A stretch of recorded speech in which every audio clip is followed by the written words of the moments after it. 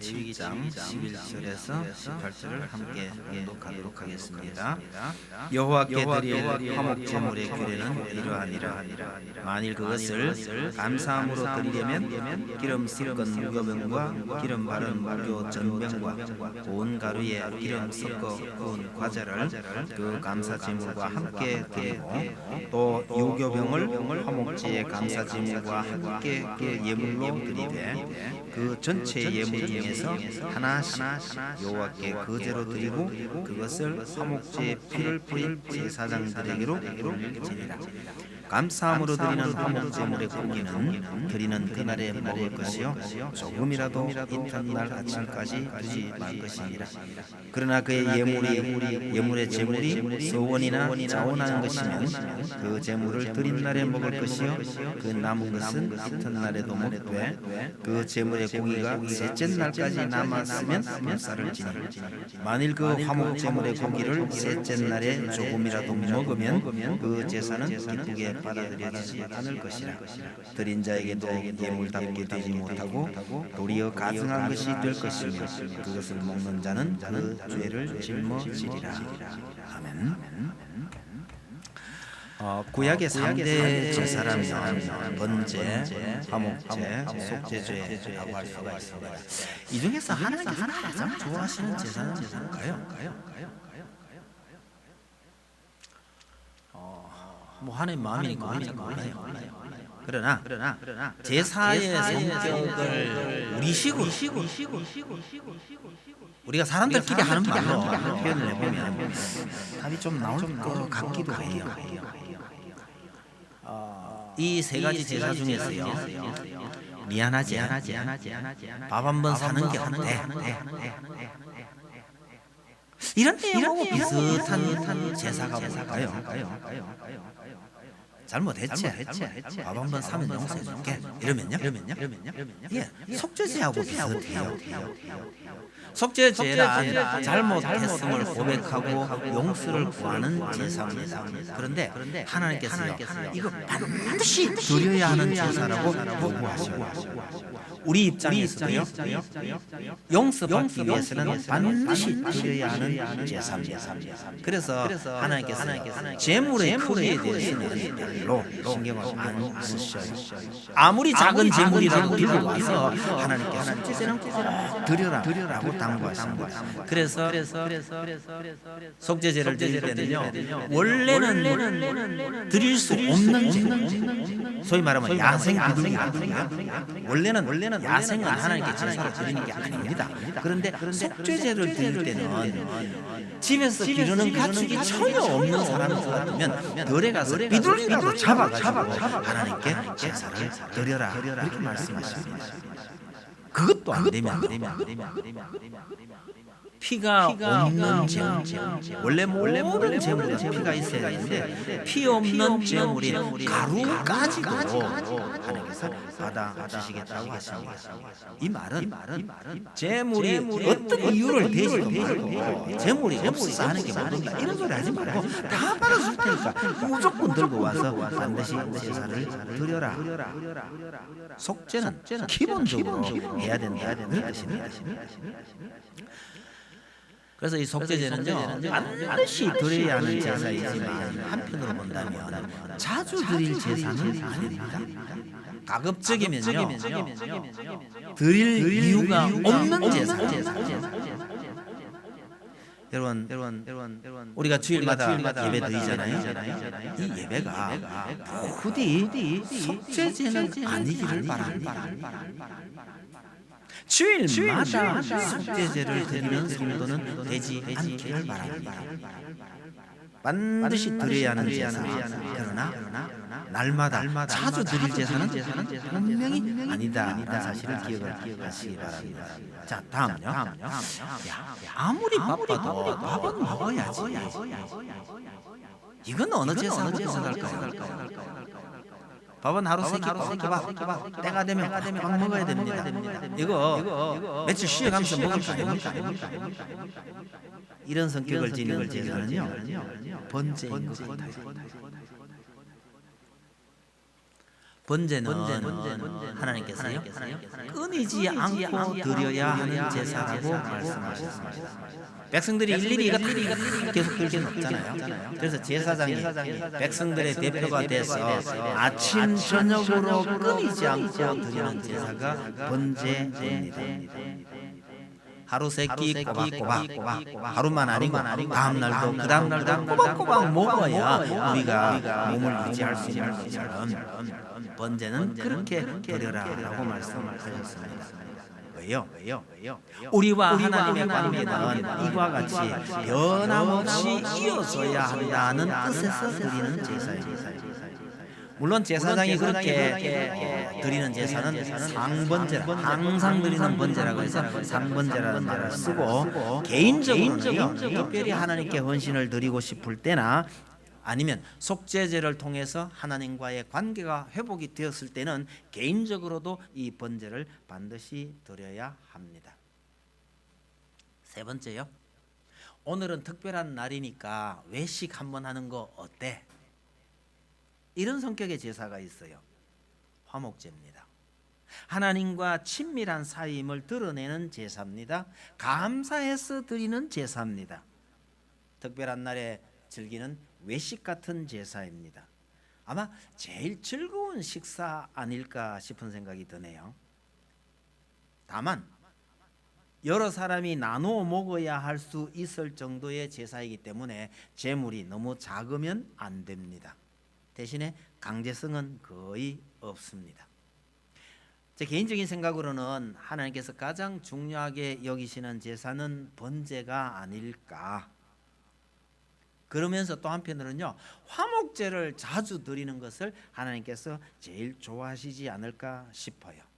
그래서 추수감사절에 화목제에 대해서 좀 더 자세히 살펴보면서 하나님께서 이 화목제를 통해서 요구하시는, 우리 제사를 요구하시는 그 하나님의 마음을 한번 살펴볼까 합니다.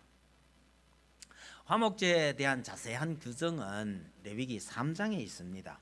그리고 오늘 본문 7장에는 추가로 조금 덧붙여 놓은 겁니다. 그래서 화목제의 일반적인 특징을 먼저 조금 설명드리고 오늘 본문으로 들어가도록 하겠습니다. 화목제, 다른 제사와 비교했을 때 화목제의 가장 큰 특징 중에 하나는요, 제사 제물로 암컷도 사용했다는 것입니다.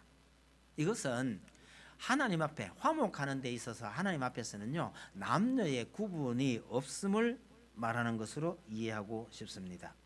화목제의 목적이요, 하나님과 인간 사이에 화목하고 또 인간과 인간 상호 간에 교제에 하는 데에 이 목적이 있습니다. 그렇다면 상호 간에 차별이 있을 수 없다는 정신이 담겨 있는 것으로 봅니다. 여러분, 하나님의 뜻은요, 남녀가 서로 싸우며 사는 것이 결코 아닙니다. 그래서 어느 한쪽을 우위에 두신 것도 아닙니다. 하나 되어 살라고 하셨는데 인간의 완악함이 이 균형을 깨뜨렸다는 사실을 기억해야 합니다. 평화로운 세월이 계속되면 여자의 우위가 두드러지고요, 전쟁이 지나가면 남자의 우위가 두드러졌다고 합니다. 지금은 과연 그런지 아닌지는 잘 모르겠지만 여성 상위 시대라고 하니까요, 평화가 제법 오래 유지되었던 모양입니다. 누가 위에 가고가 아니고 하나 되어서 진실된 사랑을 나누는 것이 그리스도인 부부가 해야 할 바람직한 일이라는 것을 기억하셨으면 좋겠습니다. 그래서 화목제에는 수소뿐만 아니라 암컷도 하나님께서 기쁘게 받으셨다고 합니다. 두 번째로요, 화목제, 다른 제사도 마찬가지지만 특별히 화목제도 단독으로 드리는 제사는 아닙니다. 반드시 번제물 위에 드려지도록 되어 있습니다. 화목제 자체만 하나님께 드릴 수는 없다는 얘기입니다. 여러분, 정기적으로 하나님께 드리는 번제가 있어야 화목제도 하나님께 드려질 수 있었습니다. 이것은 제사제도가 가르치는 아주 중요한 것 중에 하나가 예수 그리스도라는 번제물이 있어야 그 위에 다른 어떤 모든 우리의 수고나 노력이 다 쓸모가 있다라는 뜻입니다. 우리의 선한 노력과 봉사도 그 자체만으로는 하나님께 드려질 수 있는 것이 절대로 아닙니다.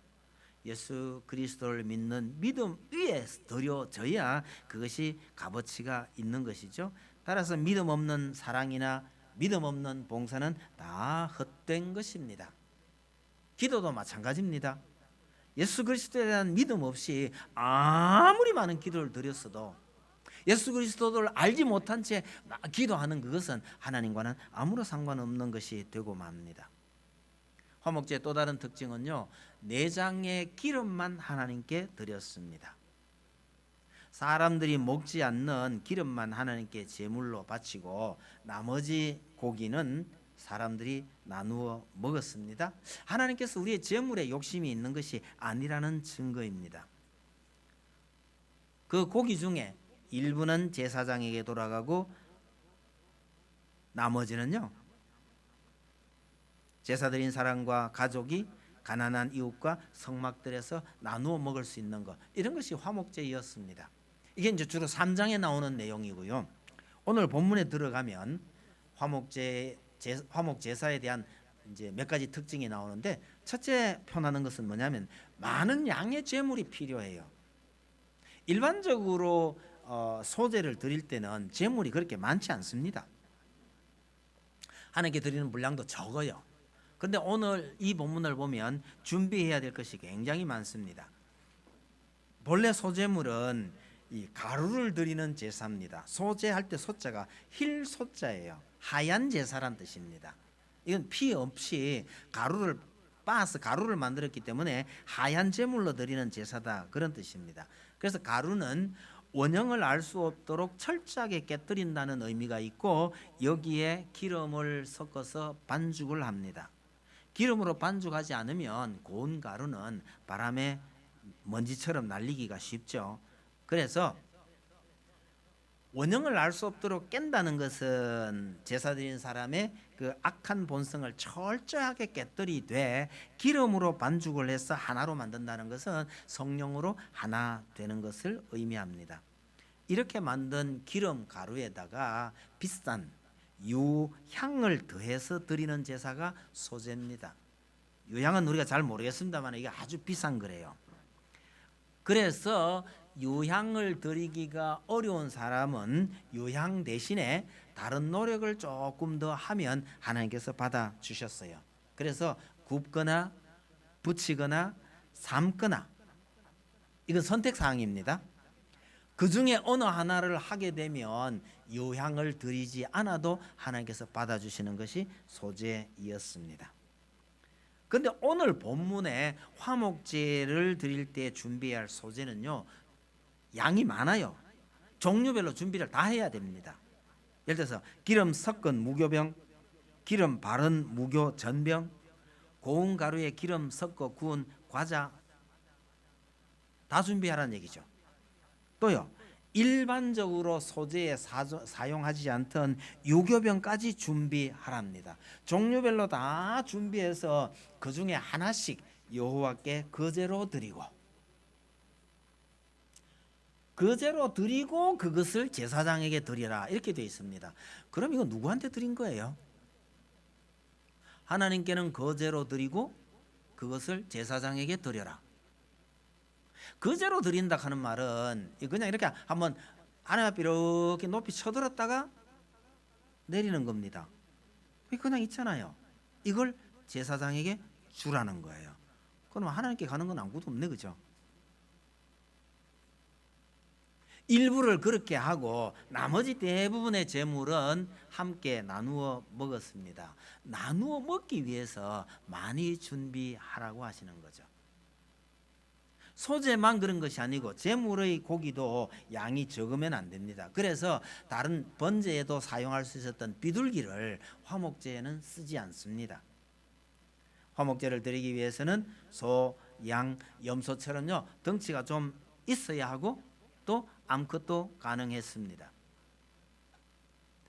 여러분, 유대인들이 드린 11조에 종류가 3개가 있다는 것을 혹 기억하고 계시겠죠? 제2의 11조를, 그러니까 우리 제1 11조는 우리가 말하는 일반적인 11조와 같은 겁니다. 그런데 11조를 하나 더 드려요. 제2의 11조가 있습니다. 그 용도는요, 하나님 앞에서 즐겁게 지내기 위해서, 즐거운 제사를 드리기 위해서 11조를 따로 떼두라고 하셨습니다. 이 제2의 11조를 3년마다 한 번씩 가난한 자들을 구제하는 데 썼습니다. 그러니까 제2의 11조를 따로 떼어두라고 하신 것은 바로 이런 화목제를 염두에 두신 것 아닐까라고 생각을 합니다. 하나님께서 하나님 앞에서 가족과 아니면 이웃의 어려운 사람들과 레위인들과 함께 즐겁게 지내기 위해서 별도의 11조를 떼어두라고 하셨는데, 그것이 이 화목제하고 관련이 있는 것으로 이해하시면 될 듯합니다. 이 화목제의 특징 중에 하나가 유교병도 준비하라고 하셨습니다. 유교병요, 누룩을 넣어서 만든 떡입니다. 누룩을 넣으면 떡이 부들부들하고 부드러워서 먹기도 참 좋잖아요. 그런데 하나님께서는 누룩은 절대 제사에 사용하지 않았습니다. 어떻게 보면 하나님께서 누룩을 참 싫어하시는 것 같아요. 그런데 화목제에는 허용을 하셨습니다. 화목제의 제물의 일부는 제사장에게 드리지만 대부분은 많은 사람들과 서로 나누는 공동 식사의 성격이 있었기 때문에 하나님께서 양보하시고 허락하신 듯 합니다. 여러분, 참 하나님 정말 무서운 분으로 알고 계시는 분들이 참 많은데요, 성경의 하나님은 가만히 잘 보시면요, 사람을 위해서 하나님께서 뜻을 돌이키시거나 양보하신 예가 성경에 참 많아요. 가장 대표적인 것이 이혼에 대한 예수님의 가르침 아닐까 그렇게 생각을 합니다. 바리새인들이 물었어요. 모세는요 이혼 정서를 써주고 아내를 버려도 된다고 했는데요. 이랬을 때 예수님의 답변은요, 너희가 하도 완악해서 모세가 그렇게 허용을 한 것이지 본래는 그런 것이 아니니라. 하나님의 본뜻은 그렇지 않지만 모세가 너희들이 하도 못된 짓을 많이 하기 때문에 그렇게 말씀하신 거야, 이러셨단 말이죠. 물론 그건 또 설명이 좀 더 추가로 필요합니다만은, 여하튼 인간이 하도 못돼서 나빠서 하나님께서 뜻을 조금 바꾸셨다라는 뜻으로 말씀을 하셨습니다. 여러분, 모세나 히스기야의 기도를 들으시고 하나님께서 뜻을 돌이키신 예를 봐도 마찬가지입니다. 화목제에 유교병을 써도 좋다고 하신 것은 우리 인생들을 위해서 하나님께서 양보하신 것이다. 얼마나 감사한지 모릅니다. 또 한 가지요, 먹을 수 있는 그 날짜가 한정되어 있어요. 어떤 것은 당일에만 먹어야 하고 또 어떤 것은 이틀까지 먹어도 되는 것이 있고 사흘은 절대로 안 된다고 하셨습니다. 당일에 다 먹어야 한다라고 말하는 것은 아마 욕심내지 말라는 의미 아닐까 그렇게 생각을 합니다. 이게 저장할 수 있다면요, 욕심 많은 사람들이, 힘 있는 사람들이 많은 분량을 빼앗아갈지도 모릅니다. 그러나 저장할 수 없으면요, 골고루 나눌 수밖에 없어요. 하나님 앞에서 모두가 평등하게 함께 즐거워하기를 원하시기 때문에 이런 말씀을 주신 것 아닐까 생각을 합니다. 여러분, 어느 날 빈부격차가 심해지는 중요한 원인 중에 하나는요, 저장할 수 있는 수단이 발달하는 데 있다고 할 수 있습니다. 반드시 그런 것은 아니지만 저장할 수 있는 수단이 발달하면 발달할수록 빈부격차는 더 심해집니다. 그런데 같은 화목제의 희생 제물이라도 당일에만 먹어야 하는 게 있어요. 그거는 감사제일 경우입니다. 감사해서 화목제를 드릴 때는 이건 반드시 당일에만 먹어야 합니다. 이튿날까지 먹을 수 있는 것은 서원이나 자원하는 경우입니다. 그건 이튿날까지 먹을 수 있다고 말씀하셨어요. 무슨 차이일까요? 제물 자체는 같은 겁니다. 그런데 왜 이거는 그날만 먹어야 되고 이틀 가면 안 된다 이렇게 하시고요, 또 이거는 같은 건데 이틀까지 먹어도 괜찮다고 말씀하셨을까요? 고기의 부패 때문이라고 말한다면 그 차이가 설명이 되지 않습니다. 결국은 할 수 있는 것은요, 하나님께서는 감사해서 드리는 제사를 더 기뻐하시기 때문 아닐까라고 생각해 볼 수 있는 겁니다. 서원이나 자원제라는 것은 하나님께 뭔가를 소원이 있어서 받을 것을 바라고 드리는 것보다는 아무런 이유 없이 그저 하나님 감사해서 드리는 것, 이것을 더 소중하게 여기기 때문에 감사로 드리는 화목제는 그날 다 먹고 이튿날까지 남기지 말라고 하신 것 같습니다. 감사함으로 드리는 것이 서원함으로 드리는 것보다 하나님께서 더 기뻐하신다는 뜻이 됩니다. 그래서 여러분, 우리의 삶을, 우리가 하나님께 드리는 제사, 이거 우리의 삶이고 우리 예배가, 모든 것이요 정말 감사해서 드리는 것이라면 하나님께서 그만큼 더 기뻐하실 것이라 생각합니다. 여러분, 오늘 주일인데 교회 가야 하는데 이런 생각인가요? 아니면 주일이 기다려지고 반갑고 정말 하나님께 감사함으로 나아가고 싶은가? 우리 자신을 한 번쯤 돌아보실 필요가 있습니다. 감사함으로 드리는 제사를 하나님께서 제일 기뻐하시더라. 화목제 자체가 그런데 화목제 자체 내에서도요, 감사함으로 드리는 것을 하나님께서 더 기뻐하신다는 사실을 기억하시면 좋을 듯 합니다. 한 가지만 더 말씀드립니다. 여러분, 제사의 기본은 순종입니다. 하나님께서 하라고 하신 대로 제사를 드리라는 얘기죠. 제사를 드리면서 하나님의 말씀대로 하지 않으면 드린 자에게도 예물답게 되지 못하고 도리어 가증한 것이 될 것이라고 말합니다.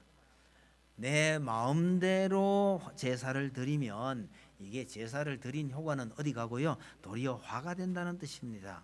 제사를 받으시는 그분이 말씀하신 대로 드려야 합니다. 사울이 버림받은 이유가 바로 그것 아닌가요? 많이만 드리면 하나님께서 기뻐하신다고요? 그렇지 않았습니다. 하나님께서 말씀하신 그 방식 그대로 하나님의 마음을 살펴가면서 드리는 것이 제사다, 그런 얘기입니다. 여러분, 사람 사이에도 마찬가지잖아요. 부모를 섬기는 일도 내가 생각하기에 좋은 방법이 아니라 부모님이 좋아하시는 방법대로 섬겨야 합니다. 부부도 마찬가지죠. 사랑을 받는 사람이 받았다고 느끼도록 사랑을 해야 합니다. 자기 생각이나 자기 방식만, 자기 입장만 고집해서는 그게 제대로 된 사랑이 되지 못한다는 뜻이죠. 상대방이 원하는 대로 해주려면요, 가끔은 좀 창피할 때도 있습니다. 그를 각오로 사랑하는 것이 진정한 사랑이라고 생각을 하죠.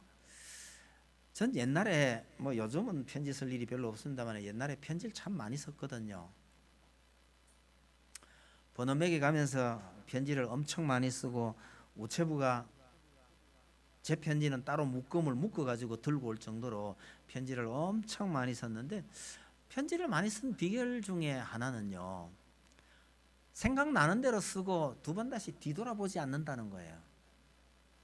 편지 써놓고 있잖아요. 다시 읽어보면 고칠 게 얼마나 많은지 몰라요. 그리고 아들 말로 쪽팔리는 표현이 그 안에 참 많이 나와요.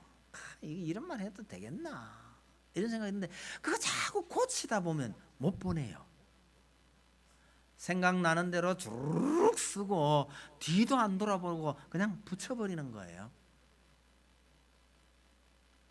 뭘 알았느냐 하면요, 내가 생각하기에는 이런 표현을 쓰고 이런 말 쓰는 것이 참 낯이 간지럽긴 한데 받는 사람도 그렇게 생각할까 생각해 보니까 받는 사람은 좋은 거예요. 제가 그걸 일찍 알았던 모양이에요. 그래서 써놓고 조금 창피하고 남사스럽다 싶은 생각이 들어도 그냥 보내버립니다. 그렇기 때문에 옛날에 편지를 참 많이 썼죠. 여러분, 우리가 모여 있을 때도요, 한 사람이 바보짓을 하면 여러 사람이 행복할 때가 참 많아요. 진짜 바보짓 말고요. 그 텔레비전에 나오는 프로그램 중에 있죠. 좀 공부는 안 하고 제가 보기에 공부는 참 안 했고 그냥 춤추고 노래하고 이런 거 좋아해가지고 가수 된 사람하고 연예인 된 사람들하고 모아가지고 하는 그 프로그램 있잖아요. 저 사람 이름 생각 잘 안 나는데 나영석 PD만 생각이 나네요. 잘 등장하진 않았는데 나영석 PD란 사람이요 참 재밌는 게이 하여튼 공부로 치면 평균 이하인 건 틀림없어요. 이런 사람들 모아 놔놓고 이 사람들 죄송합니다. 본인들 들으면 좀 미안하긴 하지만 막 그렇게 씁시다. 바보 비슷한 짓을 하게 함으로써 얼마나 많은 사람들을 웃기고 있는지 몰라요.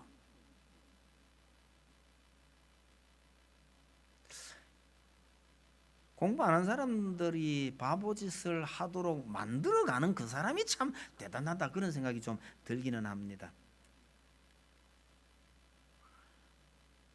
여러분 우리 가운데서도요 가끔은 있죠. 바보짓 하라는 뜻은 아닙니다. 단지 내가 조금 낯이 뜨겁고 뭐 해서 참 못할 짓이지만은 그래도 이름으로 해서 많은 사람이 즐거워하는 것, 한 사람이 조금 부끄러운 쪽을 파는 짓을 하면 모두가 즐거워한다면 할 수 있어야 되겠다 뭐 그런 생각입니다. 중요한 것은요 내 관점, 내 생각이 아니고 이걸 보는 다른 사람들의 관점이 어떠냐를 생각하는 것, 이게 중요하다는 것이죠. 우리끼리 이야기입니다. 하나님과의 관계에 있어서는요 내 뜻, 내 생각 이게 중요한 게 아니고 하나님의 생각, 하나님께서 원하시는 대로 이게 중요하다는 뜻에서 드린 말씀입니다. 말씀 맺도록 하겠습니다. 속죄제나 번제를 반드시 드려야 한다라고 하시는 하나님께서는요 사실은 우리가 드리는 감사의 예물을 가장 기뻐하시는 듯합니다. 같은 화목제라도요 서원이나 헌신을 다짐하는 것보다가 감사해서 드리는 화목제를 가장 기뻐하시는 것 같아 보입니다. 여러분 우리 예배가 예배뿐만 아니라 우리의 삶 자체가 날마다 살아가는 우리의 삶 자체가 하나님께 감사해서 드리는 화목제이기를 바랍니다. 우리 삶 자체가요 참 말이 되는지 모르겠습니다만 너무 힘들고 어려운 일이 날마다 부닥쳐 오는데 어떻게 이것이 감사의 삶이 되겠습니까? 여러분 예수 그리스도께서 우리에게 베푸신 은혜가 하나님께서 우리를 어떻게 여기고 계시는지 이걸 기억하는 것 외에는요 이 모든 형편 속에서도 감사할 수 있는 이유는 없을 겁니다만은 힘들고 어려운 생활을 해가면서도 하나님께서 베푸신 그 은혜를 기억하면서 우리의 삶 자체가 감사해서 드리는 화목제가 되기를 바랍니다. 하나님과 화목하는 것은 물론이고요 성도들과도 진심으로 화목하게 지내시기를 바랍니다. 그것이 우리가 하나님 앞에 드릴 화목 제사예요. 부디 부탁드립니다. 날마다 속죄제를 드리는 성도는 우리 가운데 없기를 바랍니다. 속죄제는요 자주 드릴 제사가 아닙니다. 어쩌다 실수로 한 번쯤 드릴 수 있는 속죄제는 가능합니다만은 날마다 감사함으로 하나님께 화목제를 드리며 살아가시는 성도 여러분들이 다 되시기를 바랍니다. 찬송 드립시다. 588장입니다.